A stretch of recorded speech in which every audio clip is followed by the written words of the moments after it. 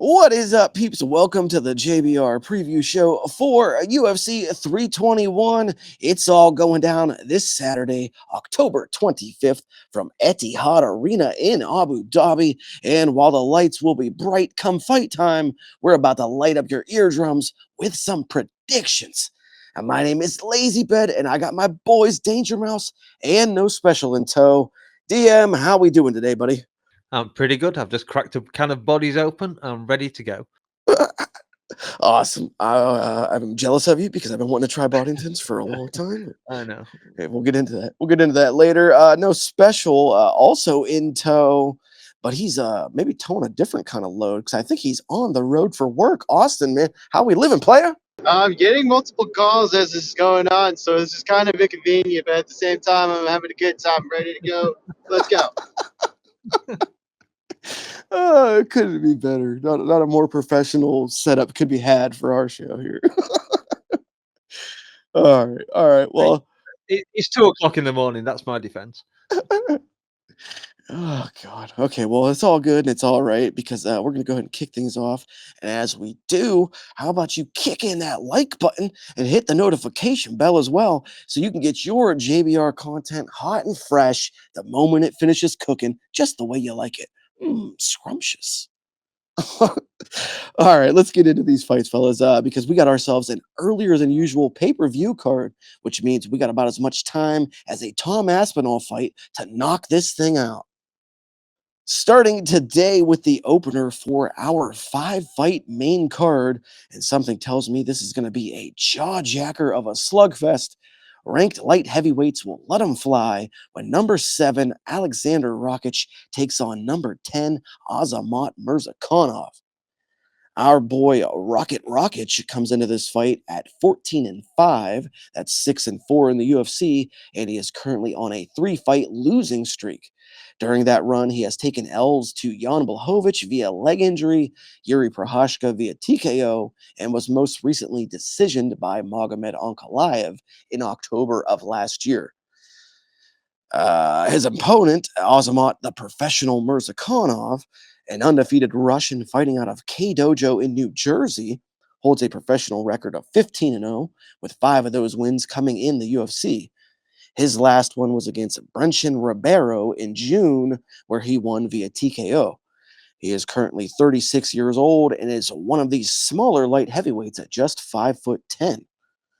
Let's go to Austin first. Austin, we haven't seen Rakic in a minute, and he's not exactly on a great run. It seems pretty easy to discount him here, but Mirzakhanov is going to be very undersized in there, and he is getting up there in age as well. So how do you think this one goes at 205? I don't know, man.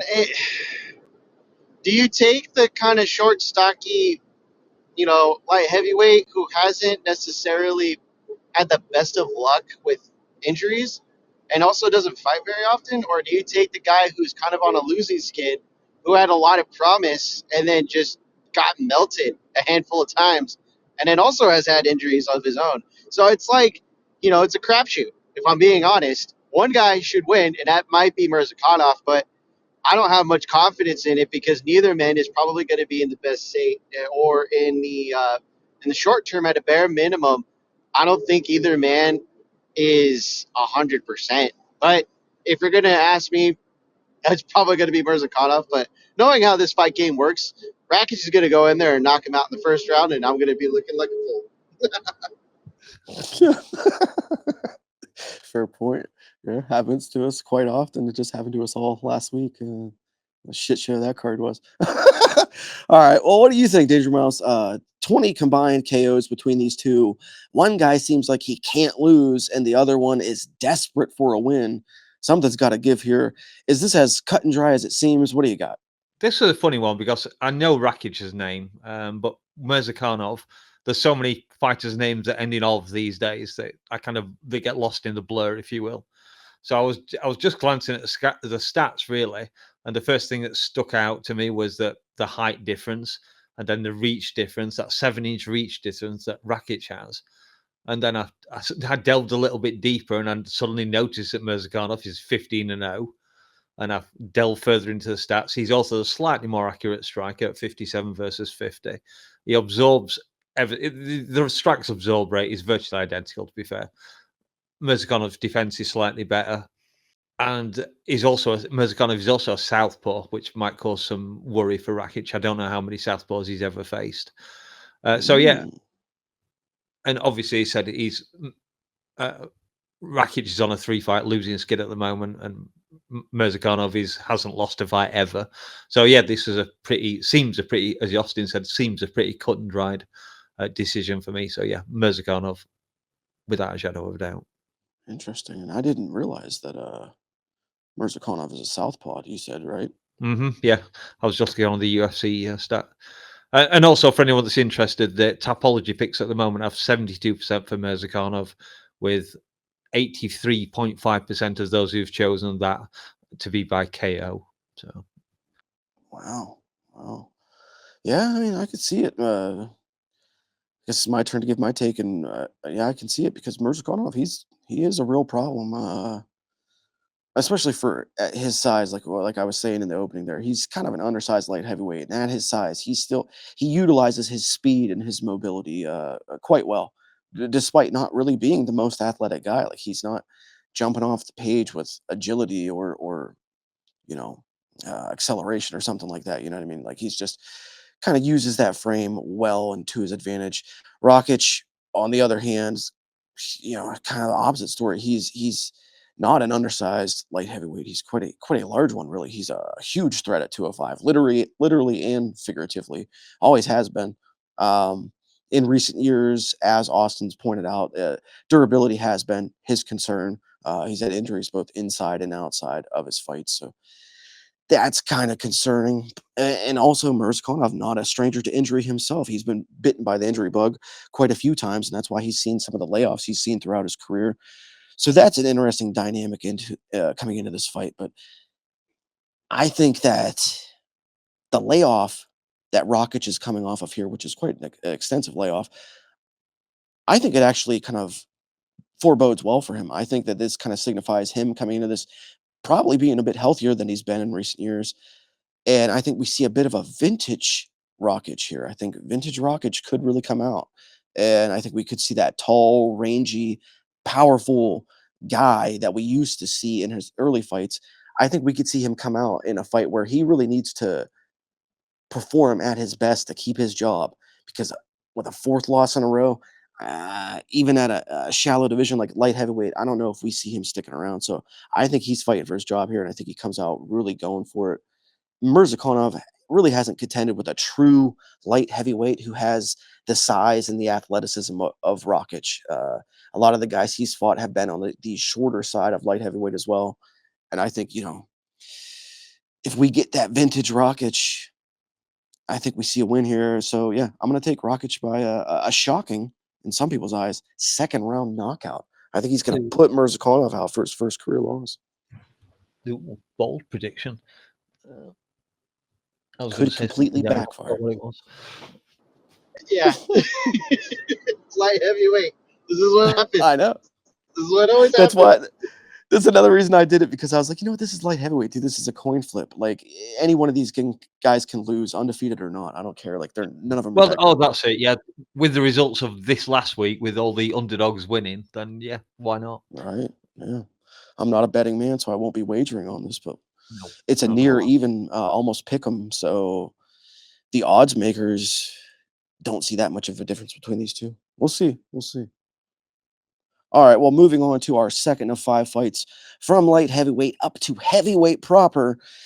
It's another ranked matchup, and this one is between number 2 Alexander Volkov and number 5 Jailton Almeida, with a possible future title shot on the line. Now, Big Volkov, a.k.a. Ivan Drago, comes into Saturday night sporting a 38-11 overall career record with 12 wins and 5 losses in the UFC. He is currently 36 as of this recording, but will be 37 by fight night. So happy birthday, Alexander. Hey, put them together for Alexander Volkov. Happy birthday. Yeah, thank you. All right. All right. And he is coming. He is coming off of a loss after dropping a split decision to Cyril Gane this past December. If he can happen to finish this fight with strikes, this would be his 25th career KO TKO. So maybe a milestone moment coming. We'll have to wait and see. But on the other side, his opponent, Jailton Malhadinho Almeida, carries a professional record of 22-3. That's 8-1 in the UFC. He is 34 years old and riding 2 wins in a row, both finishes over Alexander Romanov, who's no longer in the promotion, and Sergey Spivak, who might be, but I'm not sure. Fighting out of Salvador Bahia, Brazil, his only loss in the UFC came at the hands of Curtis Blades. We'll hit up the mouse first for this pairing in his boy Tommy's weight class. It's no small coincidence that these fights are on the same card, even though Aspinall already beat Volkov, nonetheless. So, Danger Mouse, how you feeling? Is your love for a long reach going to lead you to pick the Russian? Or are you feeling grapple heavy tonight? Let's hear it. This is a really tough one. The sports, the betting odds, should I say, have Almeida as the slight favourite at -175, Volkov at +145. There's only a small difference in age, and we're heavyweight, so 3 years, 34 for Almeida, again 37, as you said, for Volkov. That doesn't really make much difference. Looking at the moment, Volkov does seem to be the slightly heavier guy, and obviously the taller guy, but there's only an inch difference in reach, so there's nothing significant there.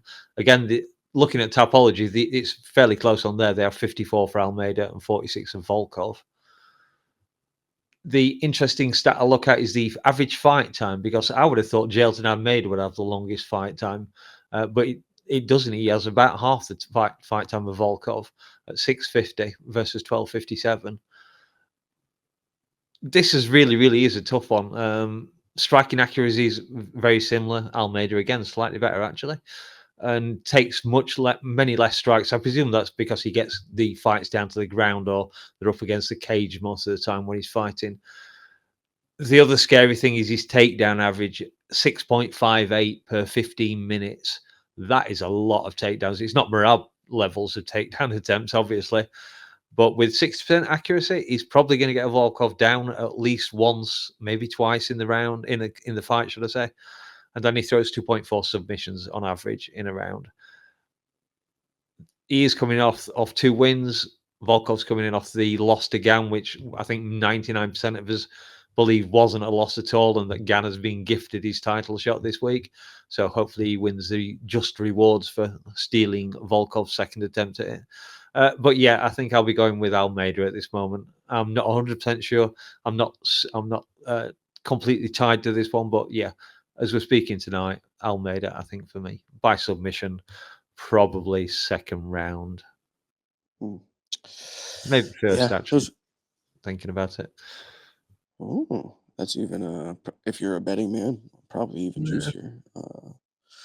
Yeah, I could definitely see it. I think that's probably a common thought, and those are some good statistics there. I'm glad you brought those up.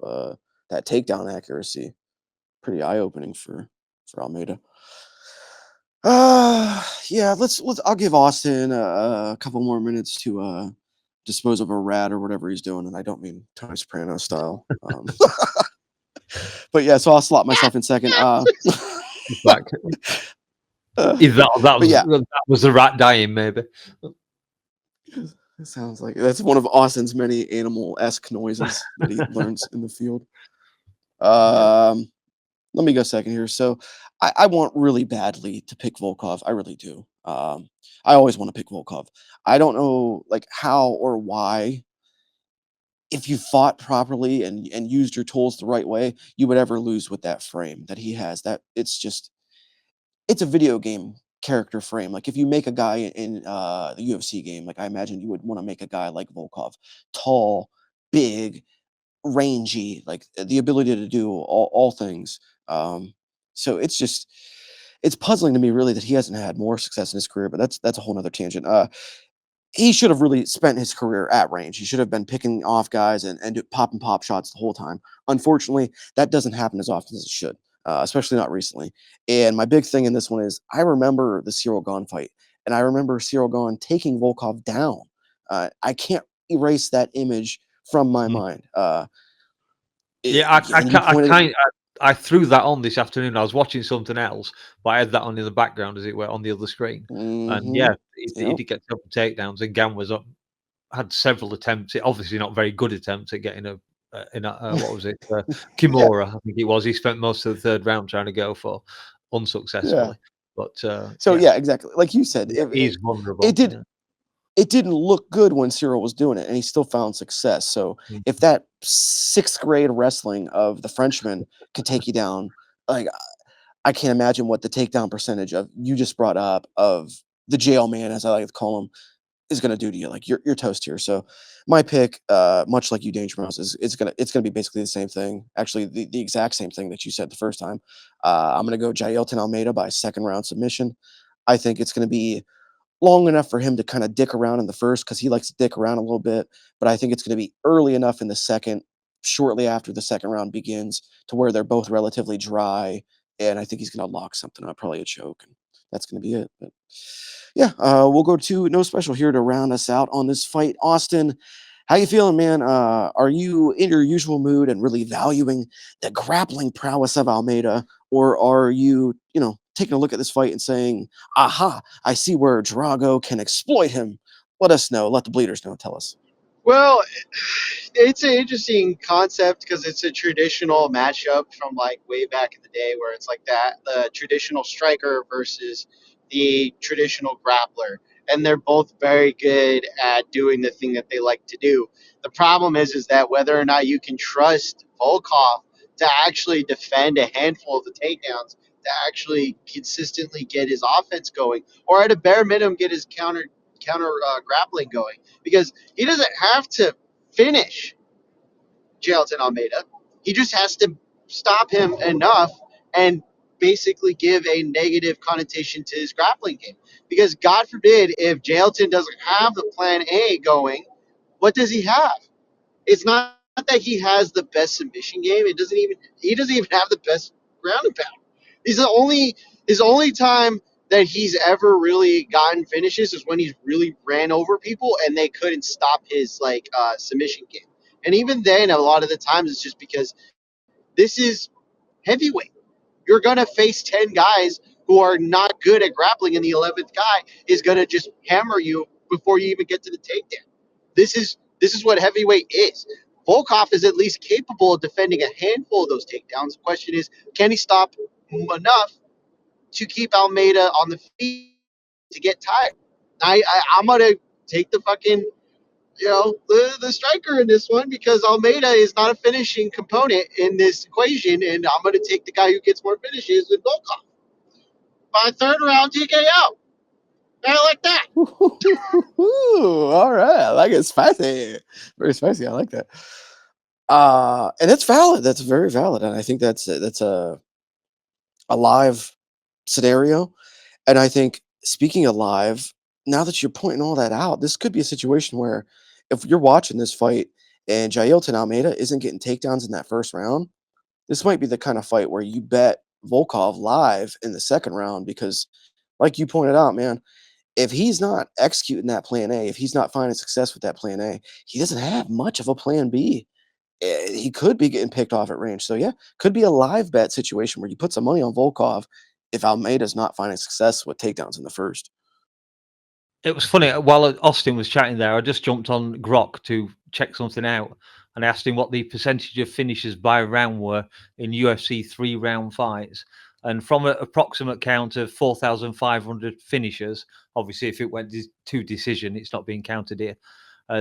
54% happened in the first round, 32% in the second, and only 14% in the third round. So if you're betting on fights, that might be a stat worth taking notice of. Mhm. Yeah, that's true. But you do always get the rare, exceptions to that rule, like just this past week when we had so many third round finishes. Yeah, of course, yeah. Yeah. Just to defend Austin a little bit, but and play devil's advocate. But yeah, you're right. Like, bit of a risky call there by Austin, but I could see it if he tires out the grappler. Yeah, I could definitely see I am Volkov a winning. man of risky choices. Yeah, That is you are. definitely true. Our MK Discord predictions will show that very Very fact. Yes, for sure. All right. Before we get off on a whole other thing, it is now time to move on to the third and featured fight of the night. And for it, we will transition damn near to the polar opposite side of the size spectrum, from heavyweight all the way down to bantamweight. Brace your fragile hands and prep your excuses, because little cousin Umar Nurmagomedov is back and he's all ready to take on perennial fan favorite. I say that with my tongue in my cheek, Mario Wario Bautista. Umar Nurmagomedov, who just recently got that final Georgian chest hair out of his teeth after his title fight loss to Marab in January, will grace the cage for the first time in 10 months. Still just 29 and on the right side of 30, the Daggy fighter sports an 18-1 record, with 6 of those wins coming in the UFC. He's been saying in the build to this fight that a singular win on Saturday catapults him right back into a title shot. Come fight night, we shall see.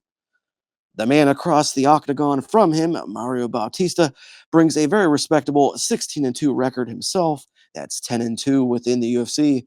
Fighting out of Glendale, Arizona's MMA lab, he's rolling on an 8-fight win streak and keeping a solid pace as he takes this fight after having just schooled Patchy Mix back in June. At 32, he's not quite seeing the flashing warning lights of age decline, but he is getting there. We got to get Austin up again first for this one, because until this recording, I had completely forgotten that Mr. Umar was on Team No Special in the JBR draft. Uh-oh, kids. Suddenly, a stakes and vested interest just got a little bit higher in this matchup. So, sir, how do you see this one playing out for your squad? Here's the thing.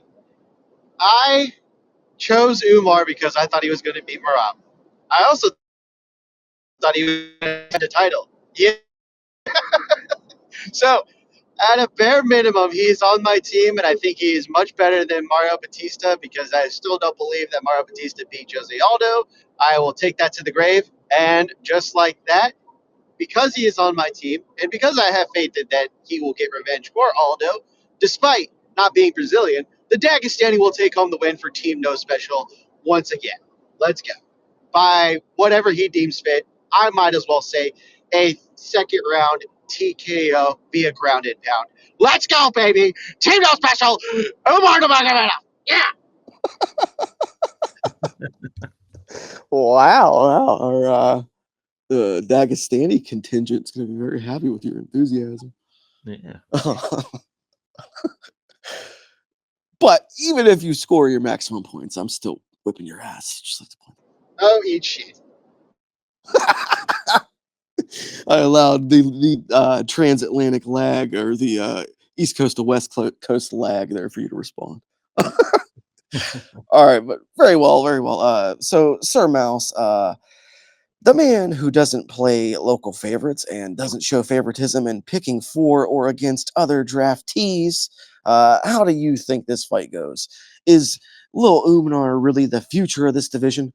Or is Mario going to plummet down a tunnel, land in the octagon wearing overalls, and jump on his tiny head? What do you think? I too had quite forgotten he was on Austin's draft team, to be honest. Right? Yeah, completely. Yeah, this one I didn't have to put much. I didn't have to put a great deal of thought into this one. I think I actually said I called him Usman last week on the show. Yeah, you did. Yeah. Umar Nurmagomedov, I think, is my easy choice on this one. He's only had that one loss to Marab. Again, looking at the stats, there's not very much difference between them physically. Batista lands more strikes, 6.13 against compared to 4.38 for Umar. Accuracy, Umar's actually slightly more accurate, but that might come from ground and pound, I guess. 57 versus 49. Strikes absorbed, Umar only takes 2.15, Batista 4.45, and the defense 60% for Umar, 55% for Batista. Takedowns average, Umar goes for about twice as many as Batista, not that much more. Accuracy is about similar, 39% for Umar, 33% for Batista. Umar's defense is better, 78 versus 67. Neither of them go for a lot of subs. Batista slightly more, but Umar just has that quality win against Sandhagen. I don't think you can ignore that if you're looking at someone who was going to strike against him, because Sandhagen, as he proved against Marab very recently, is a dangerous striker who can handle wrestlers to some degree. And obviously, if Umar, I don't remember the fight particularly well, in fact, at all. Austin can probably clear me up on that one. But yeah, it's an easy choice, Umar, for me on this one. I won't waffle anymore. Well, you're not alone in that choice. You and Austin both. Oh, I'll just throw in quickly. The Tapology bunch have 89% for Umar, so most of that by decision. Everyone's thinking they're going to grind this one out. Ooh. Decision. It's kind of interesting. That's definitely a possibility. But I was going to say, you and Austin, neither one of you are alone in your heavy agreement with believing Umar is going to win this fight, because I am seeing that he is a minus 450 favorite. So he's heavy favorite going into this. But I don't know, man. I see value in Batista. Seeing him at a plus 330. That's quite a big return on your money. And I don't know. I could talk all day on this one. But that would be mainly about the sportsmanship and the lack of honor and the lack of integrity that somebody like a Umar Nurmagomedov shows in his fights and Hey, watch afterwards watch with it. how he Watch it, Lazy. treats his Watch it, opponents. Lazy. But nevertheless, All right. All right. I don't want Austin to drive off You the have the road, so I chance. won't. You have the chance. You have the chance to pick him. You had the chance to pick Rob, and you did it. Just letting you know. It's fine. It's fine. I want you to stay on the road, so I'm gonna keep this relatively short. I'm gonna keep it relatively short, just like Umnar's attention span. I don't think that this guy is him. I don't buy it. I don't buy it. I don't think he's him. I think he's an athletic dude who lucked into being born into and being part of one of the best trained and best schooled teams on the planet. I think that between the ears, where it really matters, I don't think it's there. The fight IQ, the decision making, the vision that the great ones have during a fight, I don't think he has it. I also don't think that he really wants it as bad as the others want it. I think that Mario Batista is the opposite of that. I think that he's a guy who didn't have blue chip athleticism. He wasn't born into an opportunity to train with the best. He had to find a way and he had to make it work with the tools that he was given. And he had to put the pieces together and he had to put in the time. And I think that he's really being disrespected and he's being undervalued here. And I think that he's probably being overlooked. He's probably being overlooked by the UFC, the public, and I think that most importantly, he's probably being overlooked by Umar.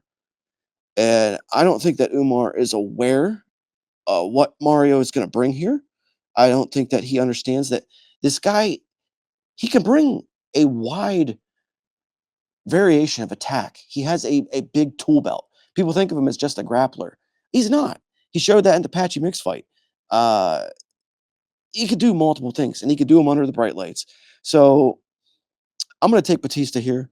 I'm going to take him by decision, but I'm going to take him by a split decision because I think that this fight is going to be judged closer than it actually is. And I think that's going to have a lot to do with where this fight is taking place. Luckily, I'm never going there, so I won't be executed for saying these things. But yeah, I think Jesus. I think Mario Batista wins a close split decision. That's my second underdog of this main card. Yeah. Check who the judges are for that one. If I had the ability to throw a shoe at you from a distance, I would do it. I would do it now if I could. They're very close Right. on stats. There really isn't very much between them at all.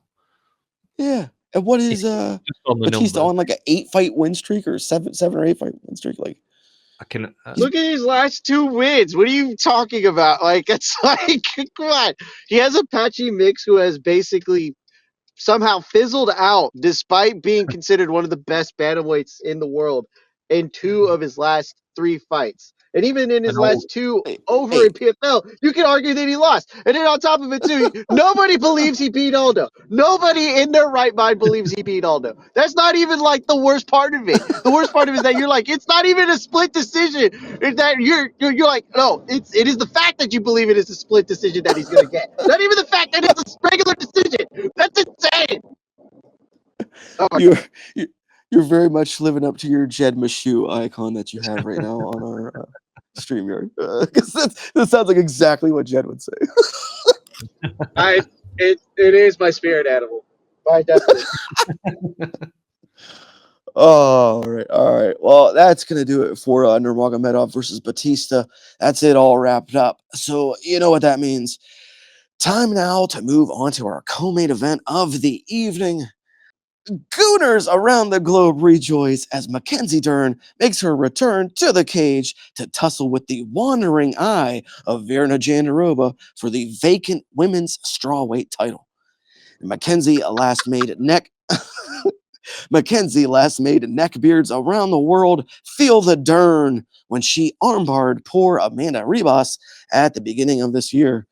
She is currently 32 years of age and has a professional MMA record of 15 wins and 5 losses. That's 10 and 5 during her tenure in the UFC. The woman staring at Mackenzie and the camera from across the octagon will be Brazil's finest export, Virna Kakara Jandiroba. At 22 and 3 overall and 8 and 3 in the UFC, the 37-year-old carries with her a 5-fight win streak. She most recently took a UD over Yan Xiaonan in April and hasn't lost in 4 years. Phew. ouch. I'm gonna go ahead and shoot first on this one. Really look it over, give it a crack.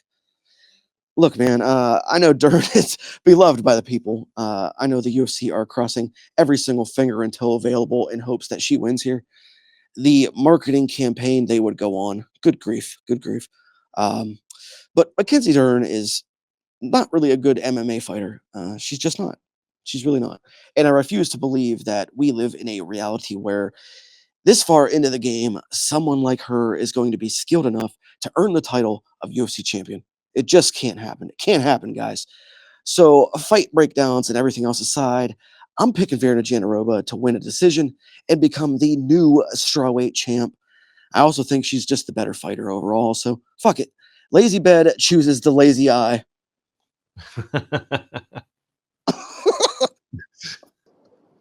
That's bold. Oh. I like it. It's bold. Bold, sir. All right. Well, my homie DangerMouse, he doesn't have a lazy eye or a fake Brazilian accent, but he does have a lean on this fight. So, DM, on Saturday night when the cage door locks, do Dana and company rejoice in jubilant cheer, or does Virna tell them to suck her kakara? I was going to compliment you on your very nice pronunciation of a name. Thank you. Thank you. My Actually, dad would approve. Yeah, I was listening to Anik as well. So, Jandiroba. Yeah, the odds seem to have it again. One slight favourite for Mackenzie Dern, but the Tapology fans don't believe it's her fight. They are 76% in favour of Jandiroba. Most of those coming by decision, of course, because it's a women's MMA fight that doesn't involve Dakota. Stats wise, again, these two are very, very similar. The main difference seems to be the age. They've got a 5-year age difference. Both have negative striking differentials, which is kind of worrying. 1.97 landed for Jandiroba and absorbing 2.55, whereas Dern lands 3.31 and absorbs 3.90. Obviously, neither of their defenses is that great, 57-52. Jandiroba, surprisingly, is the one who gets the most takedowns, but I suppose that's not that surprising because, as far as I remember, Derney's pretty awful at getting takedowns. Once she hits the ground, she's okay, but she isn't good at getting wrestling people to the ground, which is a common problem with people who are into their BJJ. Her striking, I'm not sure who she's training with at the moment. Is she back with Perillo? It was her with Perillo, wasn't it? She was, but I honestly have no clue. Not sure. Okay, if she's with Perillo, she might stand a chance. If she's no longer training with Perillo, I'd give her less chance in this one. I think I'm going to go with the Tapology fans, and although I generally go with the bookies' favourites. I think on this case, I will most likely be going for Jandiroba. Yeah, it's just so close. There's just no difference between the two of them at all, apart from the age. I will point out, I don't know if you've noticed or heard, because it hasn't been discussed much, and a lot of people seem to have forgotten. These two have fought before, and Mackenzie did win. Now this was during COVID. Yes. Yeah, so kind of some extenuating circumstances, but Mackenzie did win in decision. This is technically a rematch. So Yeah, I was aware that that had gone off in the past. I keep forgetting myself, so I just figured. Yeah, it's easily done. It probably wasn't a very exciting fight, I would imagine. No. I was desperately trying to think of something there. I've lost my train of thought. Blame it on my age, or the fact it's 2:30 a.m. Take your pick. Did you give an official pick there? Yeah, I said Jandiroba at the moment. Okay. It's not hard line. I might change my mind before the day comes up, but yeah, right now it's a pick for Jandiroba. Fair enough, and I imagine by decision. Yeah, of course. Yeah. Well, I mean, submission's possible, or it is live for either one of these guys. I mean, I don't anticipate it, but with their skills, it is possible. So Yeah, Dern's got a BJJ background though, hasn't she? So I would expect less submissions. Could happen though. Who knows? Maybe something to take a look at if the number's juicy enough and you're out there gambling. Maybe give it a thought. You're going to be taking a look at some other juicy things. I don't know. That's not my business, and I wouldn't know a thing about that. But what I do know about, the fact that it is now No Special's turn. No Special. Two gals with solid grappling. Maybe not the most polished strikers, but what they lack in technique, they make up for with gameness. Are you leaning towards the people's choice in Miss Dern, or are you ready to tell Virna, you can do it? You know what? That's such a perfect line where it's like you want to cheer for Virna Jandiroba because it's like, you can do it. You can do it, right? Or it's like, oh no, we stuck again. It's like that whole little scene that plays out in The Waterboy where it's like, come on, man, like she's right there. This is her time. This is what you would want. And the sad truth is that I don't think either of them have actually improved. You can argue that one has slightly just maintained and the other has like really kind of not gotten better, maybe even changed the way she's fought, but she's not gotten better either. And I'm talking about Mackenzie Dern, who happens to have a win over Virna Jandiroba. So we're kind of put in this weird situation where it's like, if I'm not mistaken, neither woman has really done enough to change their games.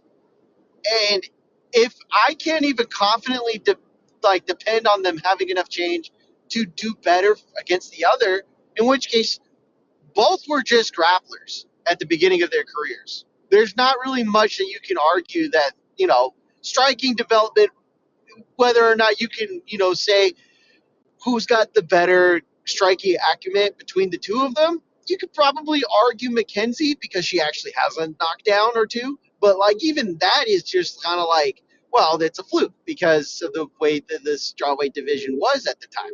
You know, that's kind of the weird thing too, is that like you can't really argue that Virna has been like done this like tremendous role just bullying her opposition. She's had some struggles in the cage, and on top of it too, she struggled to find opponents. She's on the older side bantamweight. She's not the oldest bantamweight, but she's on the older side. Mackenzie Dern, you can at least say she has a future in this division. I don't know if Virna does, and it's not to say that I don't believe Virna isn't capable. She 100% is. She's 100% deserving. She's the person who I would be arguing for before this fight to pick, but I cannot pick her because I do believe Mackenzie is going to pull the win, and I'm going to say she gets a split decision over Virna Jandiroba, and that's my pick. I hate it. I hate this. It's like that Stewie Griffin meme where it's like, I hate it here. I hate it. Yeah, it does seem a bit silly and kind of just ridiculous to be transitioning from Whaley, who's likely going to go down as one of the greatest female mixed martial artists of all time, to, nothing against the two of these women, but this is not the strongest competitors, I guess I'll say. Oh, that was something Kind else. of. That was Go something I was ahead. going to say. There was some guy mentioned, I forget, it might have been on MCM, that took Dern to be champion at the end of the year.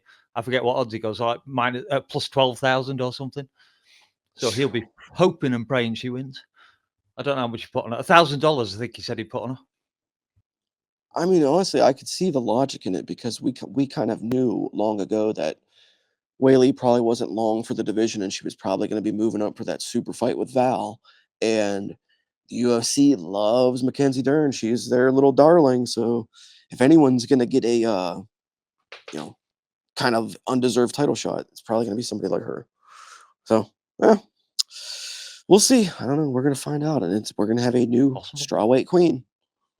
Well, either way, I mean, this is a vacant title shot, so somebody's getting crowned new. All right, guys. Well, finally, gentlemen, we come to the grand finale.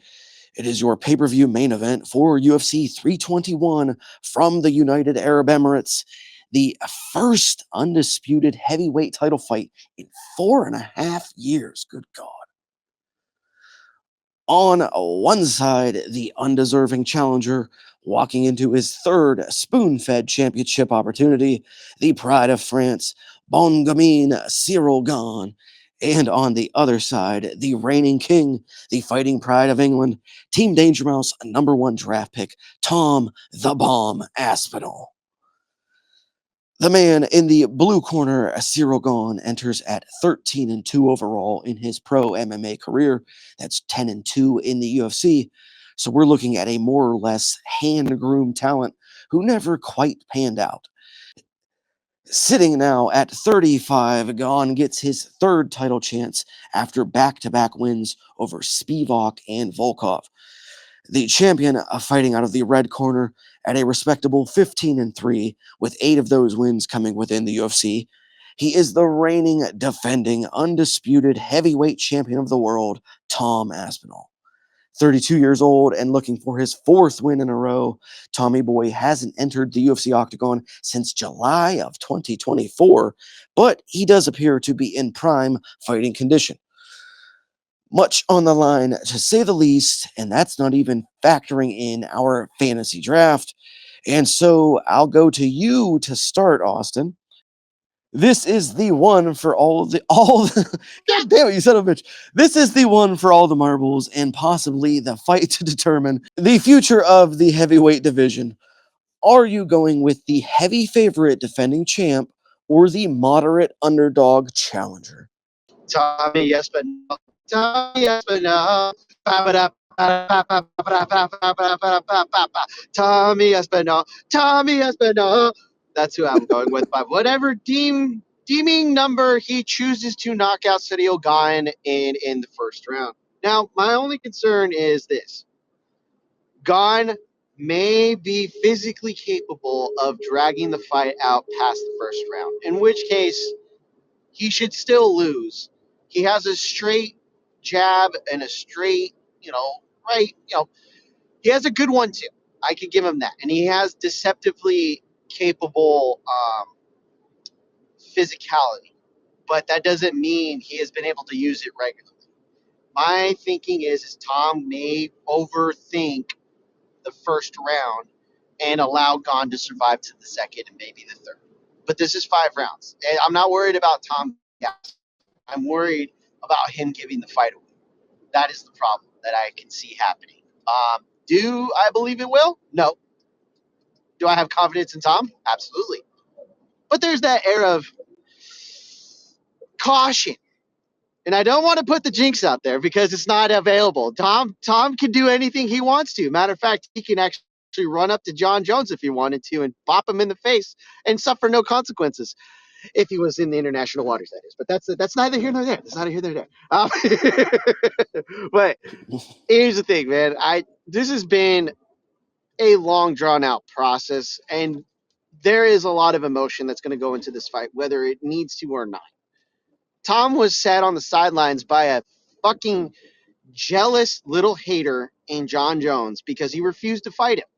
And if we're all watching this happen, we all know who the better fighter is, and that is Tom Aspinall. We believe that Tom would have won. Most of us do, at least if you're not a John Jones nutfucker. But that's, again, neither here nor there. The truth of the matter is that Tom may be carrying a lot of weight, but Tom is ready for the throw. Tom has worn the crown greatly, better than John Jones ever will. As a matter of fact, should ever wear the crown better. That's for damn sure. I'm going to pick Tom the Bomb by first round KO, and it's going to be at like the 4-minute mark. That's my pick. Let's fucking go. Let's fucking go. I know DangerMouse is over there pumping his fist. Probably, maybe, definitely. 2 seconds. I just have to get ready. All right. Well, no, you're not going next. You ain't going next. You hold your horses there, pal. And that proves what I was just thinking. I was gonna say, I know the suspense is absolutely killing our guy over there, but I feel like you're gonna have some really great takes on this DangerMouse. So I'm gonna slide myself in the middle, and I'm gonna go second because this is easy for me, much like it was easy for Austin. I don't even need to break it down. Gane can't wrestle. He's got no heart, and he's got 1 foot out the door. I think Tom is going to take him down early. I think he's going to beat him until he gives up his neck. And I think Aspinall is going to get a submission win in round number 1. So that's my take. And buckle up, bleeders, because here we go. Get ready to witness an Englishman shine in all his northern glory. No, not Tom Aspinall. I don't even know if he's from the north. I met my co-host Danger, who now has the opportunity to gloat, finally, about his number 1 draft pick, and to also say mean things about a French fella. So, Mouse, take it away. Who do you got?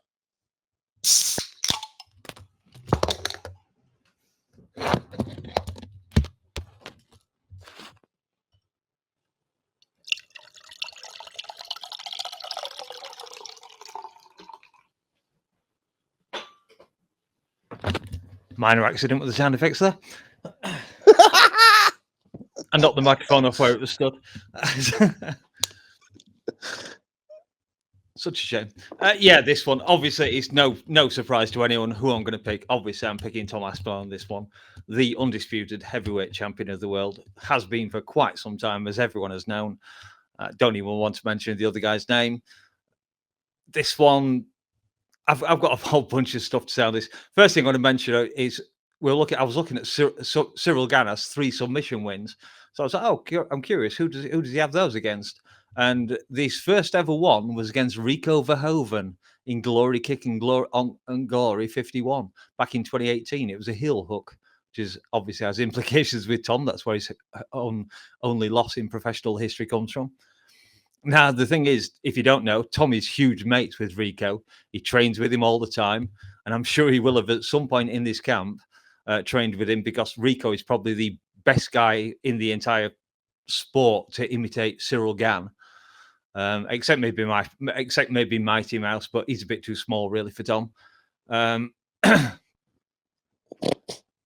Yeah, so and Rico, I've heard Rico say that if Tom wanted to, he could transition straight into kickboxing, and he would be a contender for the heavyweight belt in that sport.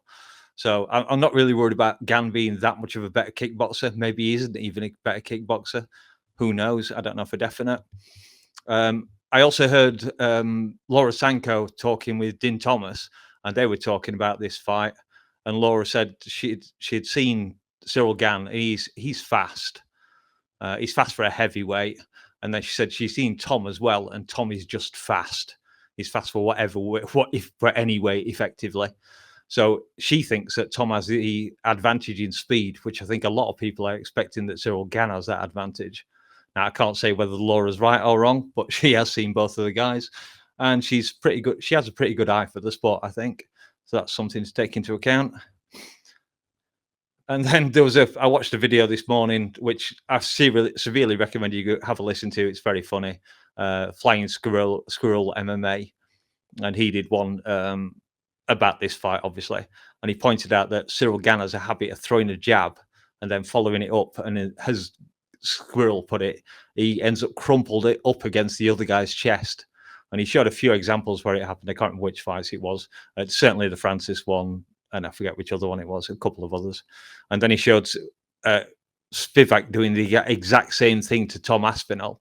And Tom just pulls back, separates, hits Spivak with a left hook, then follows it up with a straight right, and that's it, fight over. He follows him down, pounds on his head a bit, all gone. So that's exactly Cyril Gane's habit that he's shown. And I can be guaranteed that Andy Aspinall has seen that and pointed it out to Tom as well, if Tom hasn't seen it on his own. And the other thing is, in some of his previous fights, I think Cyril Gane likes to, it shows he likes to bounce around. He has that bouncy style. He likes to get a feel. He almost treats it like sparring, I think, for that first maybe minute of the fight or so, where he's just trying to get some idea where things are going. That doesn't happen with Tom. He does not play that game. Tom is not interested in being there for overtime. He wants to get in there and get you out as quickly as possible. And again, from Squirrel, he said Tom comes out like the Tasmanian devil, which he does. The other thing is, Tom is not a straight line fighter. He does not come in at you straight on. Everyone always says all he has is a jab and a two, one and a two. But the thing is that Tom he feints, cuts an angle, and then he hits you with that 1-2. So you saw it especially in the oh goddamn, the Russian, can't think of his name. Mine's gone blank. Sergey Pavlovich. So in that, he cuts the angle, hits Pavlovich on top of the head, and then cuts back again and hits him with another 1-2 and finishes the job. So yeah, and the other thing is that Cyril is a counter striker. He likes to be the guy on the back foot. Tom is very much a front foot fighter. So if Cyril wants to counter strike with Tom, he can do. But the thing is that maybe Tom is faster, which is a bad thing for him. And the other thing is that Cyril doesn't really have that one punch knockout power. He put away Taito Ivasa, but he body kicked the hell out of him before he managed to do it. He's a volume, when he gets his knockouts, they're from volume punching, not one punch for KO power, which we know Tom has. He might not completely put your lights out, but he's going to turn your brain off enough that you fall to the floor. And so Tom could afford, probably, if he wants to just risk Cyril Gane hitting him with a hook and following through with his own straight right or whatever he's going to do. And we know who's going to come out best in that little competition, I guess, or I would suspect we do anyway. The only real way I could see Cyril Gane winning it, I think I saw someone mention it in a YouTube comment. I thought, oh yeah, that's actually a pretty good thing that you could say. Is Cyril Gane could maybe time a spinning elbow, because they've been really popular of late. And if he landed one of those on Tom's temple, yeah, that'd do it. Other chance, he is a good guy with kicks. He is very fast with his kicks. Probably faster with Tom with his kicks, if not his hands. But the thing is, if Gane starts throwing kicks and he throws one to body, Tom grabs it, well, then he's going to take the fight to the ground. And that I believe is what Volkov did to him in their match recently. So, and if Volkov can take you down, then I'm pretty damn sure that Tom Aspinall can take you down. Once it hits the ground, I asked Grok again what belt Gane has. What belt Gane has in BJJ. And he does not have one listed, or he couldn't find one out. Now, obviously, Gane trains in a gym. Maybe he just never bothers getting a belt. But I thought, even if someone trains with you in a gym at a professional level, we see black belts being handed out all the time. So I presume you get some kind of grade. I don't know. I don't train in a martial arts gym. So, yeah, that's a very long way of me saying that I think Tom Aspinall, well, I'm 99.9% sure that Tom Aspinall will win this fight. I believe he can do it any way he wants. I believe also he's going to engage in some he's going to engage in the man dance, at least for a little bit, try and assess whether Gane has the speed to match him. And if he doesn't think that, he's going to engage strongly. And I think one solid touch of his fist to Gane's chin, and that's the fight over. If by some miracle he does get worried, then I think he'll do exactly what he did to Arlovsky and just spear him across the cage, take him down and then either take his back, choke him out, or just ground and pound the hell out of him. I do not see Cyril Gane getting out this first round, to be honest. Maybe Tom will give him enough respect that he gets into round 2, but it won't go past 1.5. Well, I believe that is a consensus pick from us here at JBR. Seems like we are all going with Tommy Aspinall, and I think that we're going to wake up. I think we will wake up Sunday morning finally having a undisputed heavyweight champion who is going to be a defending champion that we're actually going to see more than once every year and a half or whatever the fuck the case is. So fuck yeah, guys. Tom's already said that he's going to be an active champion if presumably he wins, of course. And the other thing is, Yeah. I can't wait for morning combat on Monday morning.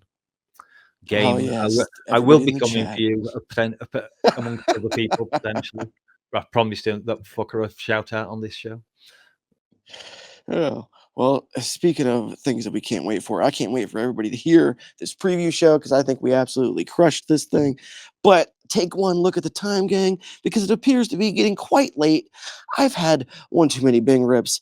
They've had too many drinks, except for Austin because he's on the road. He doesn't drink and drive. But anyway, Mouse has probably had too many drinks, and we've had way too much fun doing this for all of you guys. So hopefully you've enjoyed it. If you have, sub to the channel, and hopefully you all make some money this week too. And enjoy the fights, and we will see you all right back here Monday evening for the Weekend Roundup. Peace. Peace out, guys. We sure will. I should also say, Tapology has Aspinall at 94% winning. Fuck you, Cyril Gane. That's so petty. I love it. Oh my god. Holy shit. Oh my god. Yes. I'm so excited. I'm so excited. This is not Animal Planet. This is Just Bleed Radio. You can do it! You can do it all night long! I hate it here.